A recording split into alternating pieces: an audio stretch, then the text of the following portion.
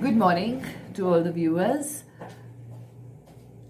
Now I'm going to take on the next poem from the first flight, that is 1B, Fire and Ice by Robert Frost. Fire and ice, two contradictory words that we can see over here, something that's hot and something that's cold. So great contrast in both of them. And let's see what the poet has to tell us. I'll read out the poem first and explain it side by side. Some say the world will end in fire, some say in ice. From what I've tasted of desire, I hold with those who favor fire.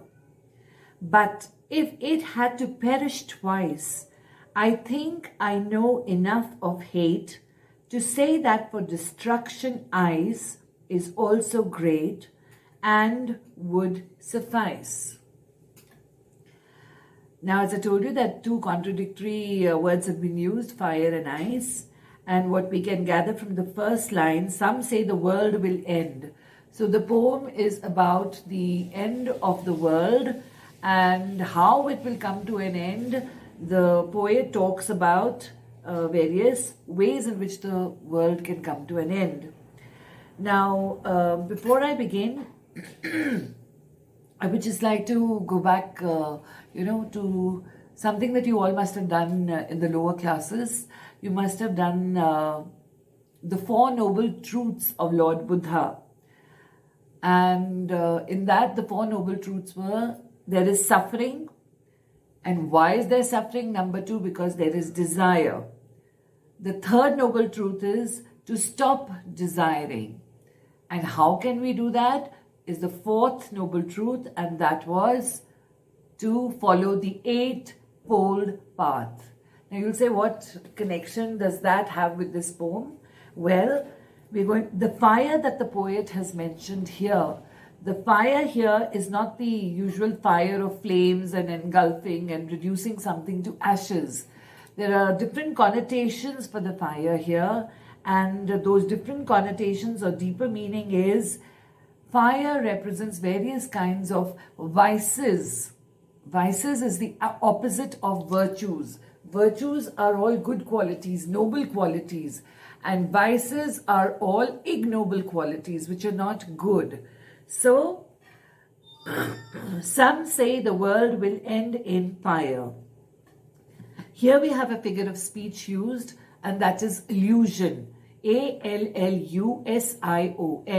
Illusion means reference. So the figure of speech here, it's a biblical illusion. Biblical means coming from the Bible. So, according to the Bible, there is a belief that the world will end in fire. That's one belief, that the world will come to an end with fire. And the next line says, some say in ice. Now for the first some, it is from the Bible, biblical illusion. The second line, some means scientists. Some of the scientists believe that the world will come to an end with a nuclear war. And with the nuclear war, there will be prolonged winter. And all life on earth will freeze and perish. So that is the belief.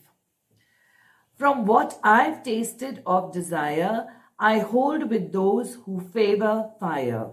Now the poet is on the side of the people who believe that the world will end in fire. And why does he believe that way? Because he has tasted of desire. Tasted here stands for experienced. He's gone through the ill effects of desire.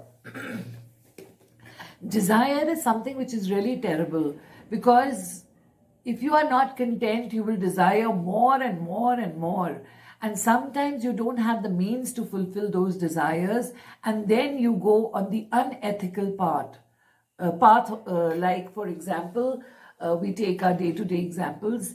For example, you have a small mobile. Then with the passage of time, when you see others using a bigger one, a more, refined one, the one which has more features in it, and gradually you talk about a car, maybe you have a small car, then you want a bigger one, then you want the biggest one and the best model. So desires are never ending. Desires will never end. You always want more and more, but you need to know how to curb your desires, how to put a full stop to your desires, because desires are never ending. The world is full of so much of materialism. These materialistic needs are endless. The list is endless, so one should learn how to control one's desires, because there is a very thin dividing line between necessities and luxuries. So we must realize what is necessary we must have, but luxuries can be done away with. Okay? In the heat, you can see how these poor people are working on the roads, and they're only dependent on the breeze that is blowing. That also in the plains you have hot winds blowing. So they're also working in those conditions for a livelihood. Whereas we, even in an AC room, we tend to crib about the temperature and the soaring, temperatures and how difficult it is to survive. So think about all those people. Whatever is necessary is okay, but luxuries can be avoided. Excuse me. Some say the world will end in fire, some say in ice. So it means the world will end because of these desires. And because of these desires, in the name of industrialization, in the name of progress, in the name of advancement, so many new things are coming up every day. All gadgets are coming up. And people are becoming lazier and lazier because now we have all kinds of gadgets. Earlier, for example, you take sweeping and mopping. Today, you have all the vacuum cleaners that are there. You have washing machines that are there. Dishwashers are there. So man's life is becoming easier and easier. And as life is becoming easier, they're becoming prone to so many diseases because there's no physical activity. In olden days, when people used to work day and night, they used to toil hard, they used to work, physical exercise was involved. So people remained healthy. But so it's a big question mark as to whether we are progressing in the right way, or are we using these gadgets in the right way or not. From what I've tasted of desire, so the poet has already experienced desire or the fire of desire. And that is, for example, like greed, materialistic pursuits that we run after, the mad rat race that we are running today. We have cut down on our emotional quotient, and we are absolutely becoming cold and dry, and there is no humanity left in us, and we are literally running after money and avarice, as we say. Avarice is extreme greed for money. So all these things, to gather these material pursuits we are after. And what is the result? The result is that actually when we come into this world, we come empty-handed. When we go back from this world, we go back empty-handed. Everything remains on this earth only. So why are we killing ourselves? Why are we running after these materialistic comforts and luxuries and not leading normal life, a peaceful life, so that kind of a thing. So that is the fire of desire. I hold with those who favor fire. So the poet is on the side of the people who believe that the world is going to end with fire. Like today, there is one nation who is very, very powerful, and the other one wants to claim that he's more powerful. And then, as a result, things are not very, very peaceful. Everybody is living in the threat of war. Everybody is living in the threat of disease. Everybody is living in the threat of, not being looked after properly, the families that are breaking up, the systems that are breaking up. So all this is due to desire. Because children today, joint families are breaking up, and everybody talks about or gives it the name, it's due to, careers or jobs or things, but there can always be solutions found out. But because there is a desire to be independent, there's a desire to live on your own, to live your life according to your own norms. That is why things like this happen. These are just small day-to-day examples that we have. So desire and, to be independent, lead a free life and not have the burden and responsibility of anything. And we find escapism in all these materialistic pursuits. But if it had to perish twice, so the poet says that it stands for the world. If the world would have to perish twice means two times, I think I know enough of hate to say that for destruction, ice is also great. So there's another feature that comes into very strongly, that is hatred. Hatred can also bring an end to this world. Hatred and ice together, I mean, they are both destructive. If you hate something, if you hate people, if you hate your surroundings, you're totally full of malice towards somebody, jealousy, greed, lust for power, and you have an ambition, to follow. And no matter how you reach the top, by trampling over people, you reach the top, and that is not a good thing. So basically, our style of living today, how we hate people for things if they're better off than us. This reminds me, like on these trucks, there are captions written at the back. Jalo mat, rees karo. We should not be jealous. We should try to become like them. We should come up. We should make an effort to be like them, and not out of jealousy try to harm people or malign people or say something nasty about those people that you are jealous of. No, this blame game should not be there. So hatred, hatred deprives us of all emotions. Spiritually, we become very cold and otherwise emotionally very dry. Very, very dry. When there's hatred, that is why we have no pity, we have no gentleness, and we, for small things, we become violent.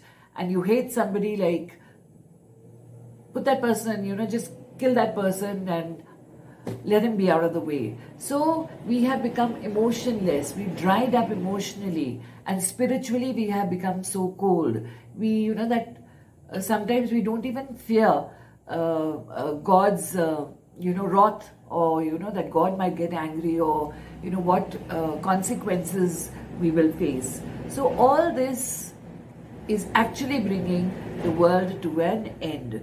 So the first one is the biblical illusion that the world will die in fire, will end in fire, and this fire is not the actual fire, but the fire with other connotations, the fire of desire. It's desire which leads us to so many other things. And then some believe, the scientists, those who are experimenting and those who are making all these nuclear weapons to wipe out. But it's a sad feature, because in a war, if there is a nuclear war, there will be no survivors to celebrate victory. So what is the point? Whom are you going to rule over? Whom are you going to take over? So it's a no-win situation, but people don't realize it. It would be better to live in harmony, to live peacefully, to live in brotherhood, and be united in brotherhood. So that is the actual noble qualities that we should practice. But unfortunately, we are not doing that.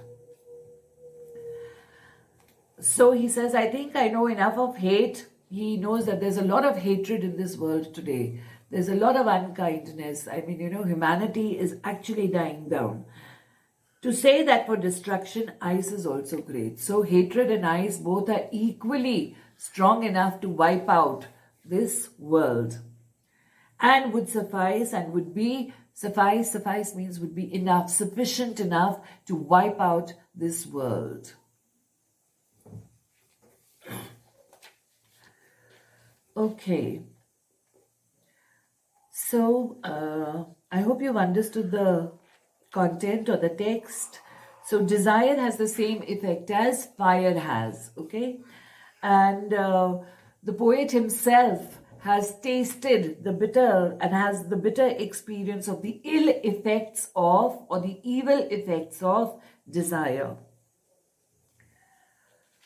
So because of desire, there is a lot of evil and violence in this world today. You come across, in the news that a man was killed for a mobile. Somebody killed a man just for a mobile phone, or somebody killed a man for 50 rupees. So basically, it's our value system that is actually losing out, and we are not thinking in the right terms. So where is that paradise that God had given us? Actually, this world was supposed to be a paradise. But what have we turned this paradise into is a big question mark. Okay. So the other weapon of destruction, according to the poet, could be hatred. Hatred and ice both are equal. All right, because as I said, hatred makes a man dry emotionally, and ice makes a person cold spiritually. Okay. I will go on with the question and answers from the text. There are many ideas about how the world will end. Do you think the world will end someday? Have you ever thought what would happen if the sun got so hot that it burst or grew colder and colder? Well, in my opinion, I don't think so, that the world will ever end. It will go on, provided that man lets it go on. The two things that are mentioned here, desire, the fire of desire, or hatred, which will act like ice, and coldness towards each other, these are the weapons that are man provoked. So these are the weapons that man will use to bring this world to an end. Thinking about the sun growing or bursting, there is no question, I think, or becoming very cold also is out of the question. So it's only man who will bring an end to this world with his evil ways.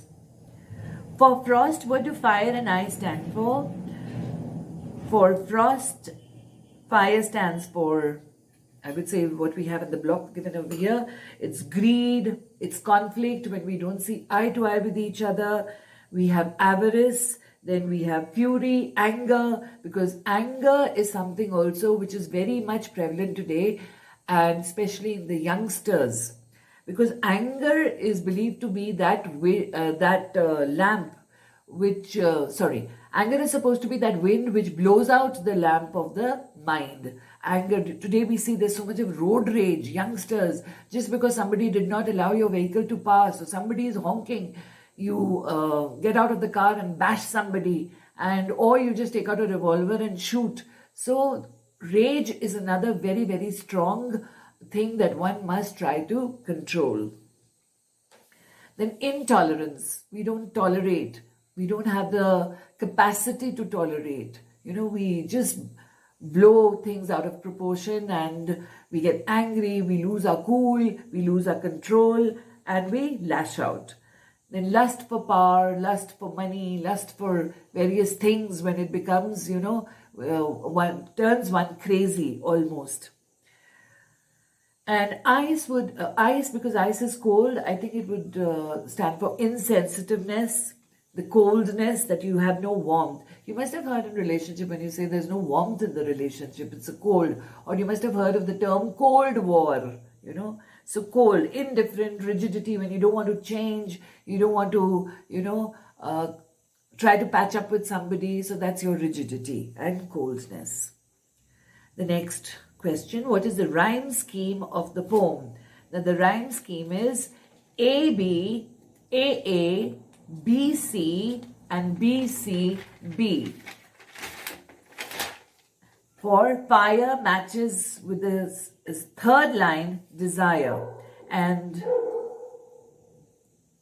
ice matches with twice, then hate with great, and ice with suffice.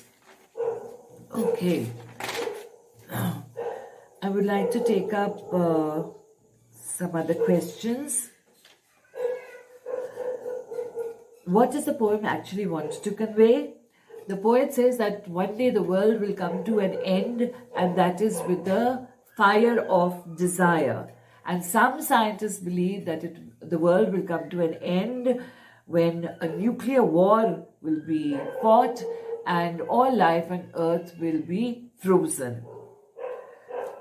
And besides this, the other weapons are hatred and desire. They are strong enough to bring an end to this world. Now, if you come to think of it, how do you think Robert Frost has brought out the effect that fire and ice would destroy the world in two different ways? Now, this poem is basically a meditation on the end of the world.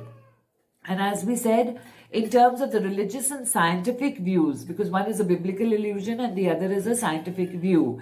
But besides that, he tells us about this man-made weapons, or this weapon of that man himself is, because he's going to bring an end to this world through hatred and his evil ways. I hope the text has been clear to you and you've understood. Thank you so much for watching.